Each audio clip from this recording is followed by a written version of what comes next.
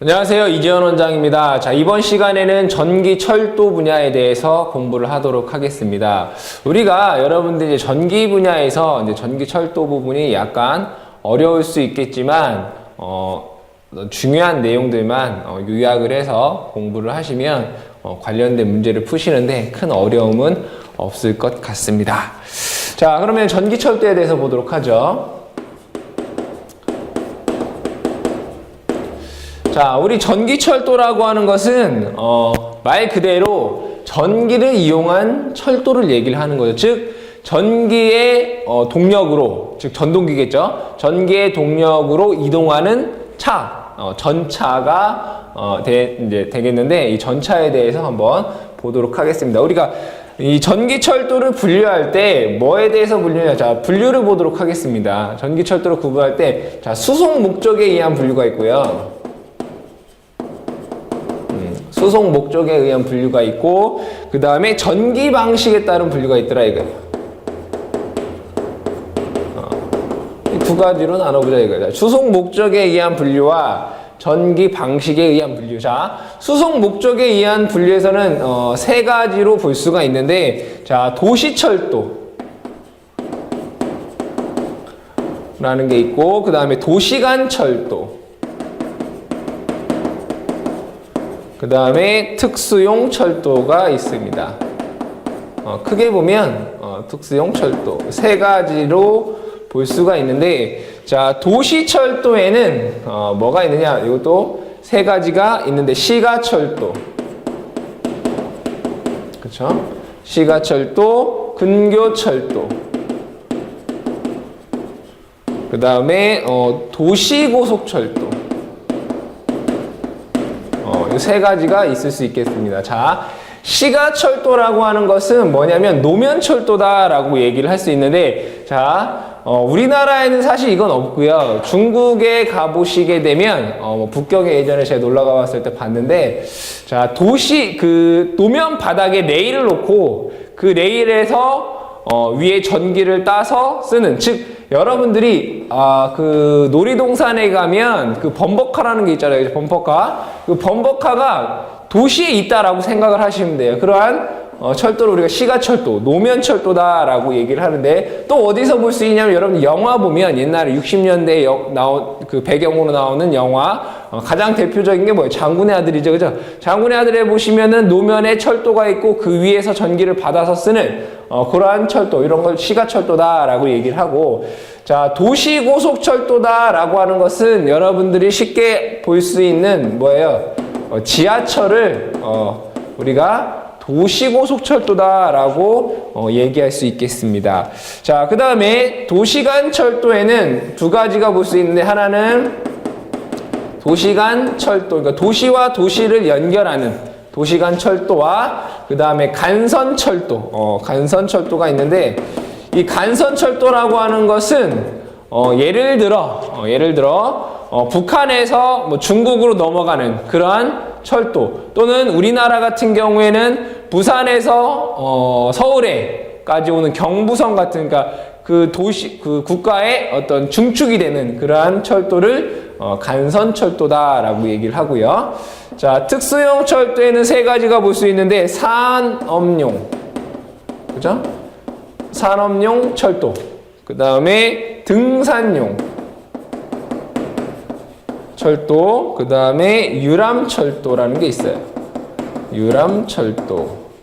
자, 보시면 산업용 철도라고 하는 것은 광산이나 또는 산림에 있는 철도를 우리가 산업용, 광산 같은 거. 자, 등산용 철도라고 하는 것은 여러분들이 또 쉽게 볼 수 있는, 자, 등산하면 뭐가 있어요? 케이블카라는 게 있죠. 케이블카라든가, 아니면 스키장에 가보면은 리프트라든가, 이런 것들 우리가 등산용 철도다라고 얘기를 하고, 유람철도라고 하는 것은 여러분들 말 그대로 유희용 철도, 즉 놀이동산에 가보면 있는 그러한 철도를 우리가 유람철도다라고 볼 수가 있겠습니다. 수송 목적에 의한 분류는 이렇게 우리가 정리를 할 수가 있고요. 자, 전기 방식에 의한 분류에는, 자, 뭐가 있겠어요? 당연히 직류가 있고, 그쵸? 그 다음에 뭐가 있을 수 있어요? 교류가 있을 수 있겠다. 그죠? 교류 방식이 있고 직류 방식이 있겠다. 자, 직류에서는 우리나라 직류 전압에 여러 가지 종류가 있지만 여러분들 교재에 나왔지만 자, 종류가 여러 가지가 있겠지만 우리나라에서는 1500볼트를 사용을 하고요.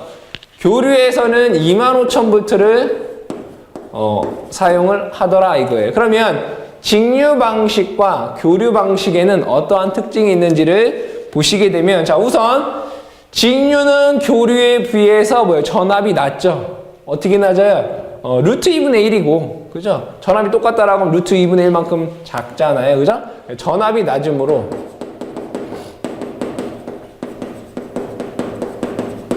전압이 낮으므로 절연에 유리하다. 그죠? 절연에 유리하다라는 장점이 있을 수 있고요. 그 다음에 직류에서는 통신장애가 없죠. 통신선 장애, 그러니까 유도장애가 없다. 그죠? 통신선 유도장애가 없고. 자, 그 다음에 어디에 쓰느냐? 경량. 단거리용으로 사용이 되고 있고요. 대신에 우리가 발전하는 전압은 다 뭐예요? 교류죠? 그러면 직류로 만들려면 어떻게 해야 되겠어요? 변환기, 전력 변환기가 필요하겠죠. 그죠? 설비비가 고가다. 그쵸? 설비비가 고가고, 그 다음에 전압 강함이, 전력 손실이 커요. 그쵸? 전압 강함이 전력 손실이 크고, 그 다음에 전식이 발생한다. 그죠? 전식의 발생이 있다. 자, 전식이라고 하는 건 뭐냐면 전기적인 부식을 얘기를 하는 거죠. 우리가 전식에 대한 것은 뒤에서 또 다시 얘기하도록 하겠습니다. 자, 교류에는 어떠한 특징이 있느냐? 자, 교류에서는 뭐를 쓰느냐? 뭐를 쓰느냐? 자, 주변압기로 뭘 한다? T결선을 한다 이거예요. 자, T결선을 우리가 다른 말로 뭐라고 하죠? 스코트 결선이다 이렇게 얘기를 하죠. 자, 우리가 이 T결선, 스코트 결선이라고 하는 것은 여러분들이 기계에서 배우실 때 뭐라고 배웠어요? 3상을 뭘로? 2상으로 변환하는 역할을 하는 게 이 T결선이죠. 그러면 우리가 이 T결선을 사용하는 가장 큰 이유는 뭐냐? 전압 불평형을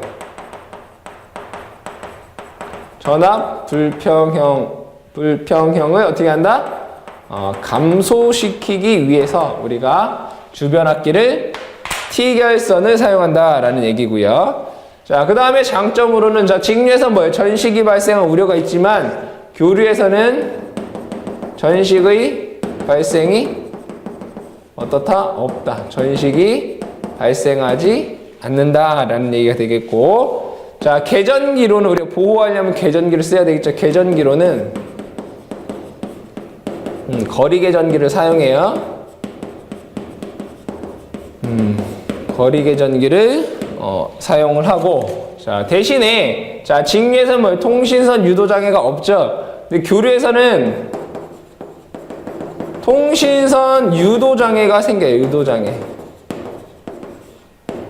자, 그러면 이 통신선 유도 장애라고 하는 것은 왜 생기느냐라고 봤더니 뭐예요? 누설 전류 때문에 생겨요. 자, 이 누설 전류에 의해서 통신선 유도 장애가 발생을 하는데, 자, 이 유도 장애를 없애려면 어떻게 돼요? 누설 전류를 없애면 되겠죠. 이 누설 전류를 없애기 위해서 우리가 뭐를 쓰냐면 흡상 변압기를 써요. 흡상 변압기를 이용을 해서 이 흡상이라는 거 뭐예요? 흡수를 한다 이거 뭐를? 누설 전류를 흡수하는 이 흡상 변압기를 사용한다. 흡상 변압기를 BT라고 쓰죠.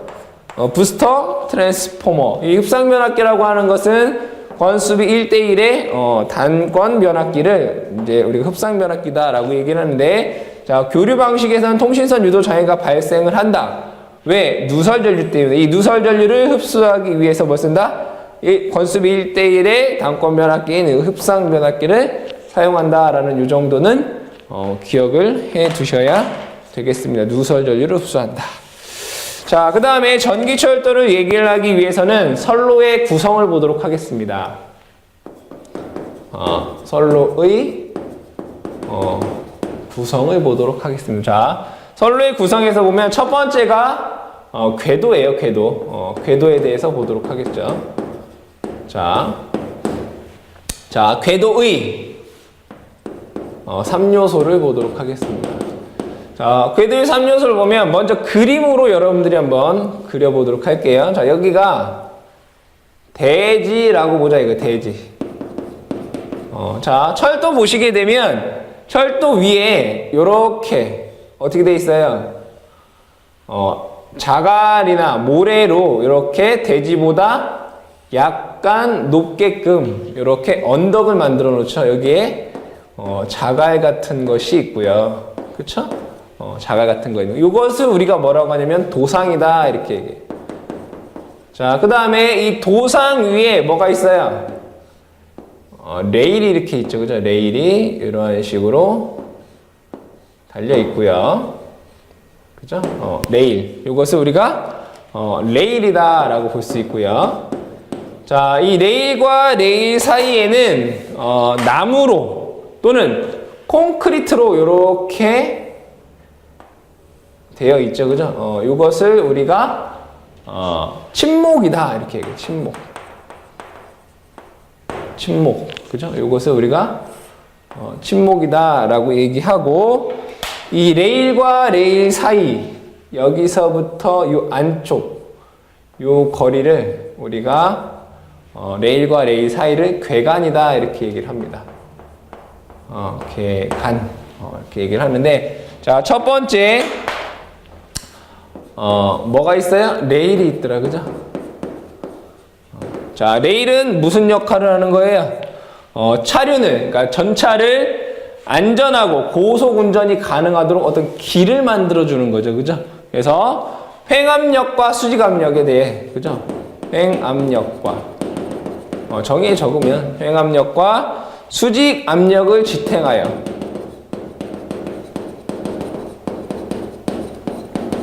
그죠? 횡압력과 수직압력을 지탱하여 차륜을 전차라고 보시면 돼요. 차륜을 안전하고 고속 운전이 가능하게 하는 설비다. 그죠? 자, 그러면 이 전차가, 차륜이 엄청나게 무겁고 고속으로 달리기 때문에, 자, 이 레일의 강도는 어떻게 해요? 강해야 되겠더라. 그죠? 그래서 이 레일은 뭘로 되어 있냐면 탄소강으로 되어 있어요. 탄소강. 철에다가 탄소를 함유시킨 이러한 탄소강으로 되어 있다라고 보시면 되겠고요. 자, 두 번째 침목을 보도록 하겠습니다. 자, 침목은 무슨 역할을 하냐? 레일과 레일 간격을 유지시키죠. 그죠? 레일과 레일 간격을 뭐한다? 유지하는 역할을 하고요. 두 번째로는 뭐예요? 복진을 방지한다 이런 얘기예요. 복진을 방지한다. 방지죠. 복진 방지. 자, 그러면 여기에서 복진이라고 하는 건 뭐냐면, 자, 이 레일에 전차가 지나가게 되면, 자, 그림 이렇게 그려볼까요? 자, 레일이 이렇게 있으면, 자, 이 전차가 이 앞으로 왼쪽으로 진행을 하려면 이 레일을 밀어내야 되겠죠. 그죠? 밀어낸다 이거예요. 그러면, 자, 이 전차가 앞으로 진행을 하면서 이 레일이 뒤쪽으로 어떻게 되겠어요? 밀리겠죠. 그죠? 밀리겠다. 그래서 이 복진이라고 하는 것은 이 레일이 전차의 진행 방향 후방으로 밀리는 그러한 현상을 복진이다 이렇게 얘기해서 침묵이 무슨 역할을 한다? 복진을 방지하는 역할을 한다 이거예요. 그때 이 침묵은 무엇으로 구성이 되어 있느냐라고 하면 나무잖아요, 그죠? 나무, 밤나무나, 그죠? 근데 밤나무 같은 경우에는 뭐예요? 영구성이 없죠, 그죠? 썩기도 하고, 뭐 부서지기도 하고 하기 때문에 최근에는 다 뭐를 쓴다? 이 콘크리트를 사용을 해서 이 침목을 사용을 하고요. 세 번째, 도상이라는 게 있어요, 그죠? 자, 도상이라고 하는 것은 자갈이나 모래로 되어 있더라, 그쵸? 이 도상은 내일을 받쳐주는 역할을 하면서, 자, 비가 왔을 때 여기에 물이 차게 되면 어떻게 되겠어요? 안 좋겠죠, 그죠? 그래서 이 배수를 용이하게 하는 거에 우리가 도상이 되겠더라, 그죠? 배수가 잘 되게 하여 배수를 용이하게 해서 누설 전류를 감소시켜준다. 누설 전류를 감소시켜주는 역할을 하는 게 요 도상이더라 이거예요. 그래서 이 궤도의 3요소에는 우리가 레일, 침목, 도상이 있다라고 보시면 되겠습니다. 자, 그 다음에 궤관을 한번 보도록 하죠. 자, 궤관을 보시게 되면, 자, 레일과 레일 사이를, 거리, 레일과 레일 거리를, 레일 사이의, 거리, 이것을 우리가 궤관이다, 이렇게 얘기를 하는데, 자, 이 궤관에서는 여러분들이 기억하셔야 되는 게, 자, 표준궤관이라는 게 있죠, 그죠? 자, 이것 좀 여러분들 꼭 좀 기억을 해 두셔야 되는 거죠. 자, 국제적으로 표준이 되는 궤관, 거리. 이 값이 얼마냐면 1435 단위는 미리예요, 미리. 미터가 아니라 미리. 약 한 1.4m 정도. 요 궤관이, 표준 궤관이 1435mm다 라고 기억을 해 두시고. 자, 그 다음에 협궤라는 게 있어요, 협궤. 협궤는 이 표준 궤관보다 뭐예요? 폭이 좁은 것, 그런 것을 협궤다라고 하는데, 이 협궤에는 1000mm라든가 또는 1067mm 정도가 있다라고 기억을 해두시고, 자, 광궤라고 하는 것은 이 표준 궤관보다 넓이가 더 넓은 것들을 우리가 광궤다라고 하는데, 규격에는 뭐 여러분 교재에 있겠지만 1500 또는 1675짜리가 있다라고 기억을 해두시면 되는데, 중요한 것은 뭐겠어요?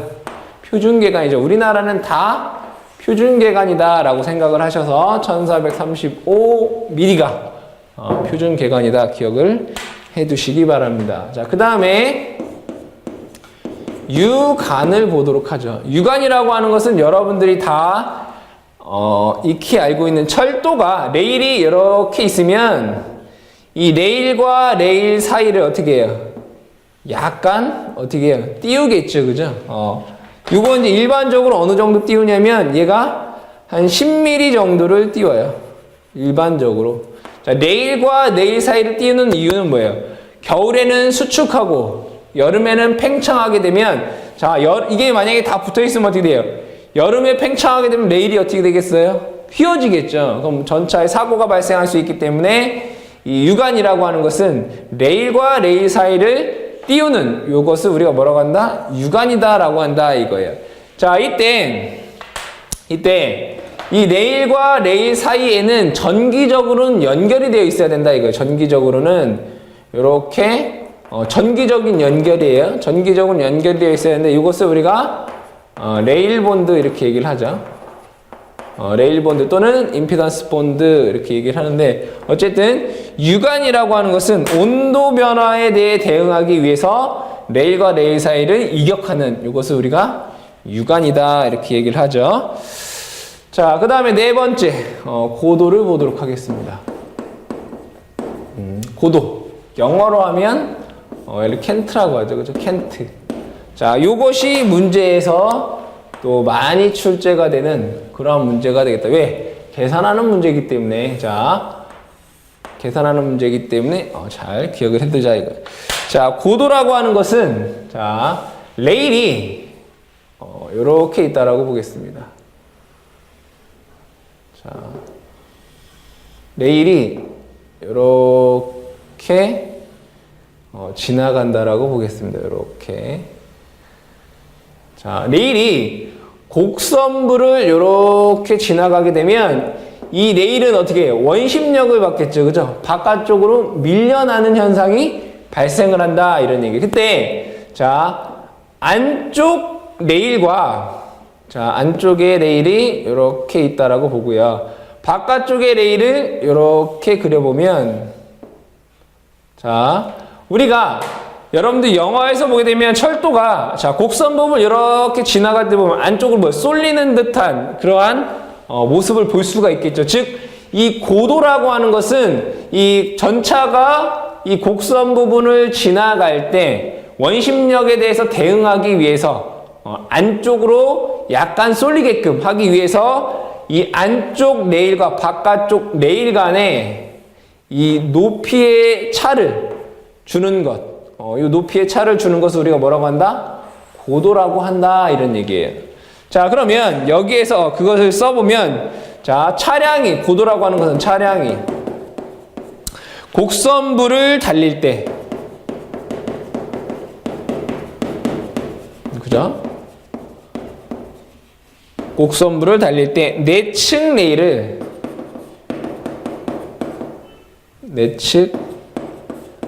레일을 외측 레일에 비해, 그죠? 외측 레일보다 낮게 시설해질 때,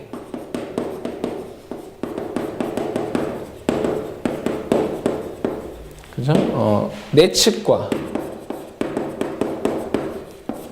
외측의 무슨 차? 높이 차다라고 볼 수 있겠습니다. 뭐 다르게 얘기하면 뭐 외측 레일을 뭐 내측보다 높게 시설할 때 내측과 외측의 높이 차다 이렇게 얘기할 수도 있겠죠. 그죠? 여러분들 이 정의의 적응은 이제 중요한 게 아니라 여러분 의미를 아는 게 중요한 거죠. 아, 고도 켄트라고 하는 것은 자, 전차가 곡선부를 달릴 때 원심력에 대응해서 넘어지지 않게 하기 위해서 내측 레일을 외측 레일보다 낮게 시설을 하는데 이 높이 차를 우리가 켄트, 고도라고 한다 이거예요. 그러면 자, 여기에서 이 고도를 계산하는 공식이 중요한 거죠. 자, 여기에서 곡률 반지름 중앙에서부터 어디까지? 외측까지의 거리를 반지름, 곡률 반지름은 R 미터다라고 얘기를 하고요. 자, 그 다음에 여기서부터 여기까지 이거 뭐예요? 궤간이라고 하죠. 궤간 G 밀리미터라고 하고 이 전차가 진행하는 속도 V 킬로미터 퍼 아워라고 했을 때 자, 이때 켄트 C는 공식 중요한 거예요. 100이죠, 127 R분의 G, V 제곱 밀리미터다라는 거 여러분들이 꼭 좀 기억을 해주세요. 이 공식 문제에서 무조건 나온다라고 여러분들 생각하셔서 요 켄트 고도 구하는 공식 꼭 좀 기억을 해두시기 바랍니다. 자, 다섯 번째 확도라고 하는 거 볼게요. 확도라고 하는 건 이제 우리가 이제 슬랙이다 이렇게 얘기하는데 이 확도라고 하는 건 뭐냐면 자, 전차는 변하지 않아요. 전차가 이렇게 있다라고 보면 자, 여기에 바퀴가 이렇게 달려 있겠죠. 그죠? 달려 있겠다. 그죠? 그럼 여기에서 이 전차가 이 곡선 부분을 지나가게 되면 이 전차의 바퀴랑 이 곡선 부분이기 때문에 이런 곳에서 뭐가 생겨요? 마찰이 생기겠죠. 그죠? 자, 그러면 여기에 레일 간격이 똑같다라고 하면 이 전차가 진행하는 데 있어서 여기에 마찰이 발생하기 때문에 곡선부를 지나가는데 어려움이 발생을 하더라 이거예요. 그래서 이 곡선 부분에서, 확도라고 하는 것은 곡선 부분에서, 자, 이 괴간을 약간 넓혀주는 것을, 자, 이 전차가 곡선 부분을 원활하게 빠져나가게 하기 위해서 이 곡선 부분의 괴간을 약간 넓혀주는 것을 우리가 확도다, 이렇게 얘기를 해요. 확도다. 자, 이때 이 확도 슬랙 S는 어떻게 구할 수 있냐? 식 S는 공식이 8R분의 L 제곱 밀리미터다 이거예요. 그러니까 약간 얼마만큼 더, 원래의 괴간보다 얼마만큼 더 넓혀주는가를 구하는 게 이 슬랙 S인데, S는 8R분의 L 제곱이더라. 자, 이때 여기에서 R이라고 하는 건 당연히 뭐겠어요? 곡률 반경이 될 거고, L이라고 하는 것은 이 차륜 간의 거리예요. 이 거리를 우리가 L이라 쓸 수 다니는 미터가 되겠습니다. 차축 간의 거리를 L 미터라고 했을 때 슬랙 S는 8R분의 L 제곱 밀리미터가 되겠더라. 이 확도가 뭐라고요? 차륜이 곡선 부분을 원활하게 빠져나가게끔 하기 위해서 요 안측 내일과 외측 내일 간의 사이를 좀 더 넓게 해주는 것을 우리가 확도다라고 하는 것입니다. 잘 기억을 해 두시기 바랍니다. 자, 그 다음에 선로의 분기를 보도록 하겠습니다. 자, 6번째 선로의 분기.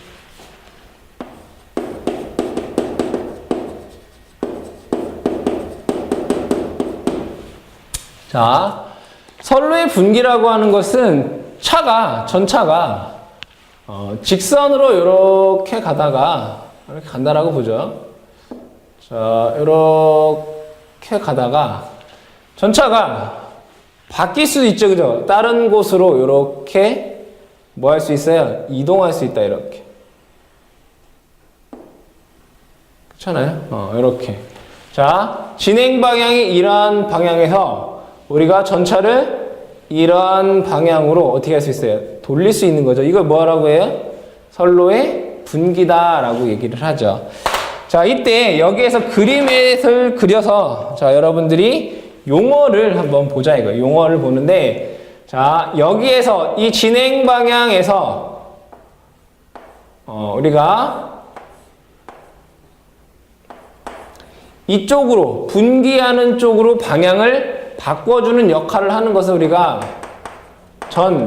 전철기다라고 얘기를 하고요. 전철기다라고 얘기를 하고, 그 다음에 여기에서 얘가 이 분기 쪽으로 가기 위해서 어떻게 해야 돼? 이렇게 레일이 만들어져야 된다 이거예요. 그죠? 레일이 이렇게 만들어지고,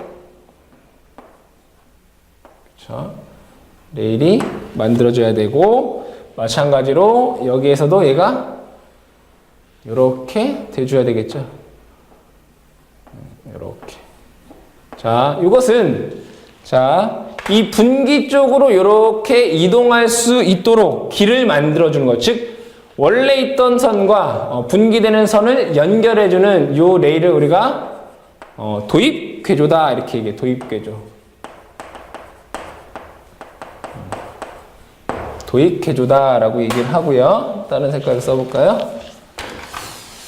자, 그 다음에 이 바깥쪽에 이 전차가 진행이 되면서 탈선을 방지하기 위해서 여기에 이렇게 설치를 해주는 것. 이것을 우리가 호륜궤조다 이렇게 얘기를 해요. 호륜궤조.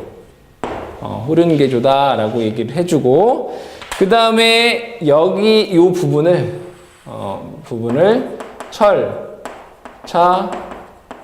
부다라고 얘기를 하고요.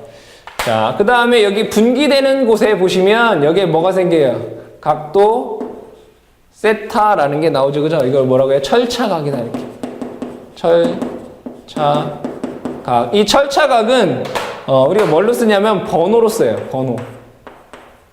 번호로 쓰는데, 자, 용어를 자 하나씩 보도록 할게요. 전철기라고 하는 것은 뭐라고 쓸 수 있느냐? 차륜을 하나의 궤도에서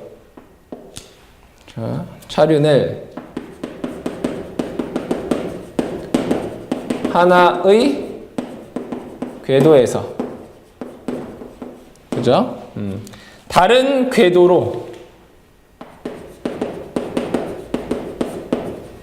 뭐 하는 거예요? 유도하는 장치예요. 자, 이거는 전철기는 뭐 수동으로 할 수도 있고, 다 뭐예요? 자동으로 하겠죠. 그죠? 전차에서, 원격으로 다 자동으로 한다니까. 어쨌든, 전철기라고 하는 건 차륜을 하나의 궤도에서, 이러한 궤도에서, 다른 궤도로, 유도하는 장치를 우리가 전철기다라고 얘기를 하고요. 두 번째, 도입궤조라고 하는 것은 뭐라고 쓸 수 있느냐? 도입궤조라고 하는 것은 전철기와, 즉, 전철기와 예와, 그 다음에 철차부, 얘를 연결하는 레일을 우리가 도입궤조다라고 볼 수 있겠죠. 적으면 전철기와 철차부를 연결하는 곡선을 우리가 도입궤조다 이렇게 얘기를 하고요. 자, 그 다음에 호륜궤조는 자, 호륜궤조는 여기 있는 것들을 얘기를 하는 거죠. 이것을 우리가 호륜궤조다라고 하는 이 호륜궤조는 차륜의 탈선을 방지하기 위해서 탈선 방지를 위해 반대쪽에 설치하는 레일이에요.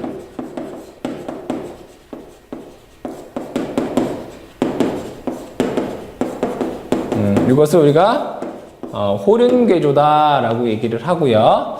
자, 그 다음에 철차, 철차부를 뜻하는 거죠. 철차라고 하는 것은 궤도를 분기하는 장치예요. 그죠?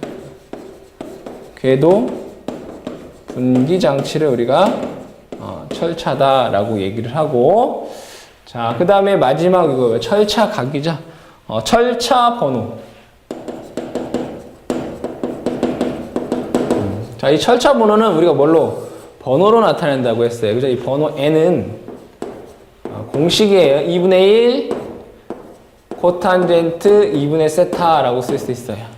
여기가 세타라고 했을 때 2분의 1 코탄젠트 세타가 되고요.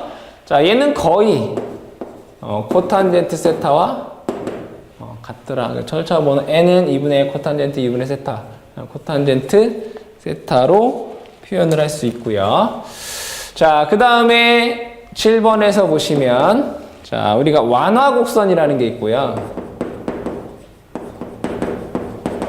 그 다음에 8번째 종곡선이라는 게 있어요. 용어니까 여러분들이 기억을 해요. 완화곡선이라고 하는 건 뭐냐면, 자, 완화곡선은 전차가 직선으로 주행을 하다가 곡선으로 이렇게 어떻게 돼요? 진입을 하겠죠. 그죠? 직선으로 진행을 하다가 이 곡선으로 이렇게 진입할 때 이 곡선을 우리가 완화곡선이다 라고 얘기를 하고요. 종곡선이라고 하는 건 뭐냐면, 자, 전차가 수평으로 이렇게 진행을 하다가 언덕이 나오면 어떻게 돼요? 이렇게 되겠죠. 그죠? 언덕이. 그쵸?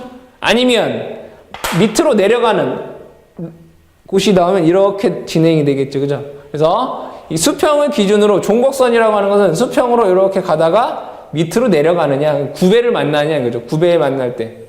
이것을 우리가 종곡선이다 이렇게 얘기를 하는 거예요. 정의 보면 직선 궤도에서 곡선 궤도로 변화하는 부분은 우리가 완화곡선이다 라고 얘기를 하고요. 그 다음에 수평 궤도에서, 이 수평 궤도에서 경사 궤도로 진입하는, 변화하는 부분은 우리가 종곡선이다 이렇게 얘기를 합니다. 자, 여기까지 해서 우리가 용어에 대해서 이제 알아봤고요. 다음 시간에는 뭐 전차선이라든가 또는 집전 장치라든가 이런 것들에 대해서 공부를 하도록 하겠습니다.